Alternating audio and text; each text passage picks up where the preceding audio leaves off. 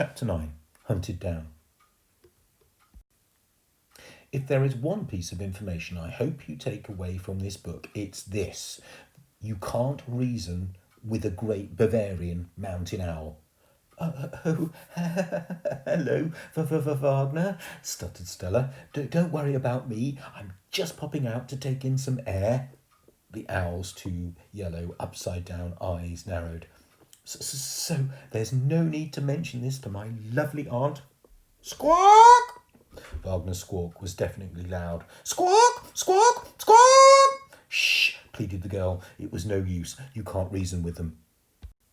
Soon the monstrous bird was flapping its vast wings, knocking over the ancient suit of armour and sending it and the flail it was holding in its metal glove falling to the floor with a mighty crash, clatter, rattle. Shh, shh, shh, you stupid bird! It was almost as if the great Bavarian mountain owl understood what the little girl was saying, because this made Wagner squawk and flap his wings even more violently. Within moments, Stella could hear her aunt thundering out of the study towards her. Wagner! She halted. Wagner! Trembling with fear, Stella pushed the key into the lock. It rattled around as she frantically tried to turn it. Out of the corner of her eye, Stella could see her aunt getting closer and closer as she made her way along the corridor. Alberta wasn't a fast runner. Wrestling was more of her kind of sport. However, she was advancing steadily like a tank. After what seemed like an hour, but was probably less than a second, the little girl finally heard the click of the lock turning. Fumbling, she grabbed the handle and hurled herself out into the darkness. The moon was full and low that night. It illuminated the thick covering of snow on the ground. Her feet were moving so fast she barely could feel the cold. As she ran and ran, the little girl could just make out where she was running to.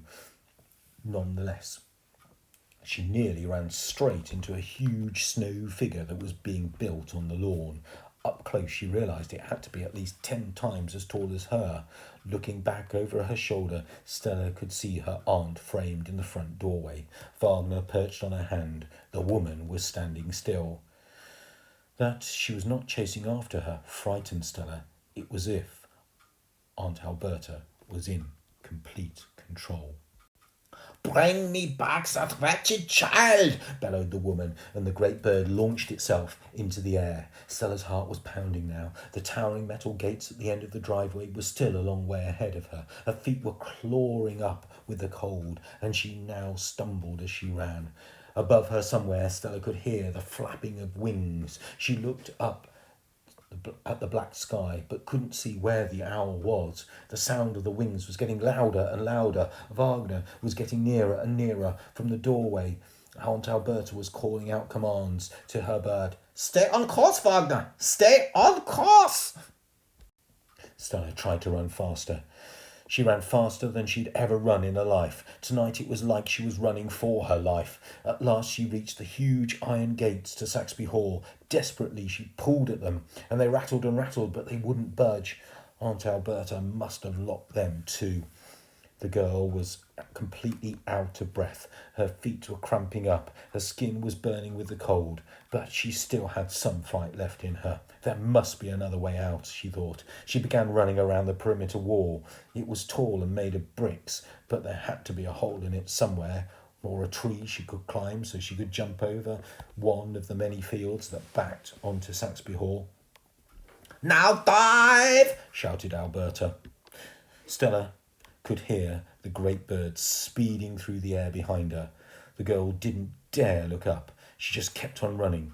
Suddenly, her feet weren't touching the ground anymore. Her legs were still moving, but now she was flying through the air. Squawk! Came the deafening cry in her ear. She looked in terror to see Wagner's razor-shaped talons wrapped around her shoulders. The giant owl had plucked her from the ground as if it were hunting prey. Stella tried to shake the bird off.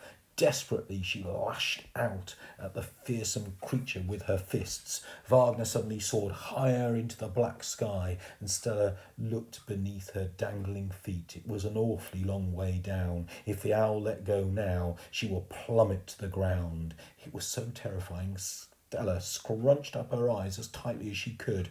Meanwhile, Aunt Alberta watched as the owls circled in the sky before returning her niece to the house. A sinister smile crossed her face.